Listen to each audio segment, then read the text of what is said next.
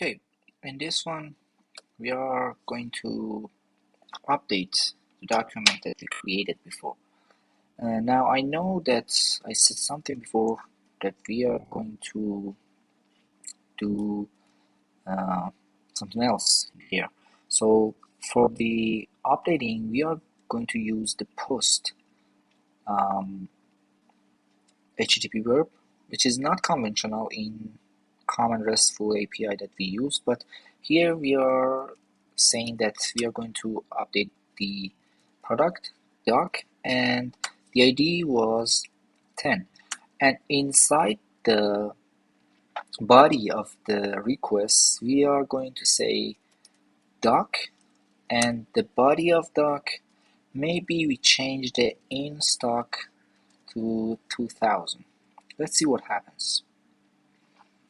Okay, so the result is updated and the version obviously increases, and the ID is 10, then the index is obviously product. So you can simply get our product now, just saying underscore doc and the ID 10, and you can see that I did the wrong ID. Now you can see the in stock is now 2000.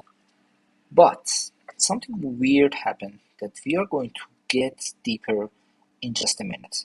And that is the underscore source have just one field.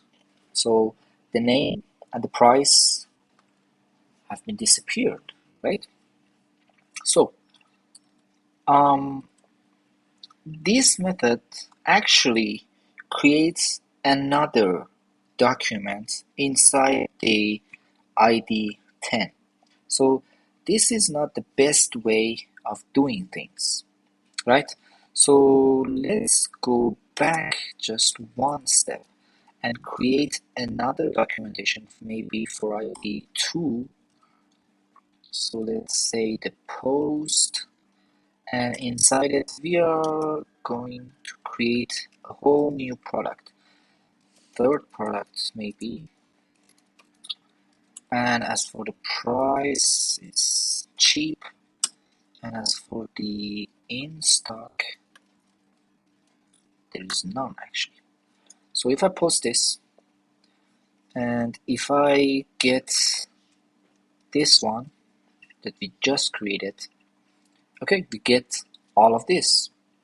But we are going to update our doc with another method, right? So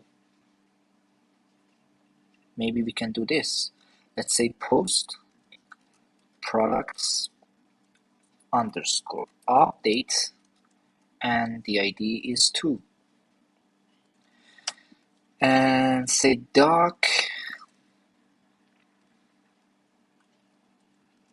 and inside the body maybe we change the in stock, right, to 20, and we can also add another field as well. So the tag is e-commerce maybe.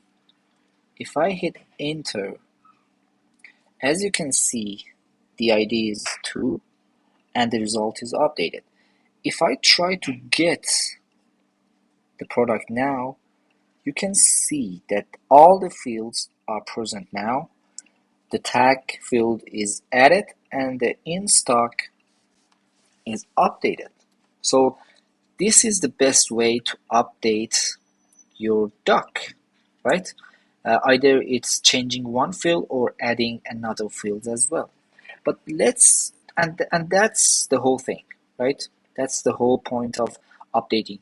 So this is the best practice, but this option is also available. So, but let's get a little bit deeper inside how Elasticsearch update our docs, our documents. So let me start by telling you something weird. So Elasticsearch documents are immutable. So uh, once we create this product, these documents, it's not changeable inside the Elasticsearch eyes. So what happens is that we actually replace documents in Elasticsearch. So the update API do something for us, making it look like we updated the document, but actually creates another document and replace it inside the specific ID that we told it to, right? So the update API is actually simpler and save us some network traffic, because the actual thing behind the scene is that it goes and find this, deletes this documents and create the new document with the old fields and also the changes and new fields. And now you can see this is a little bit complicated if we were going to do all of this, and it will be costly, right? But with the update API, Elasticsearch does all of this behind the scenes.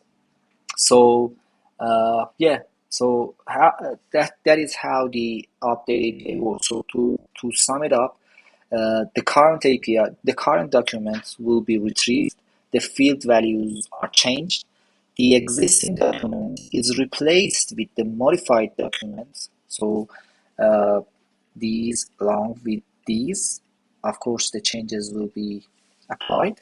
And we could do the same exact thing at the application levels, at the application level. So you can really retrieve the document, do the changing, update, and etc. So that is how updating a document works inside the Elasticsearch.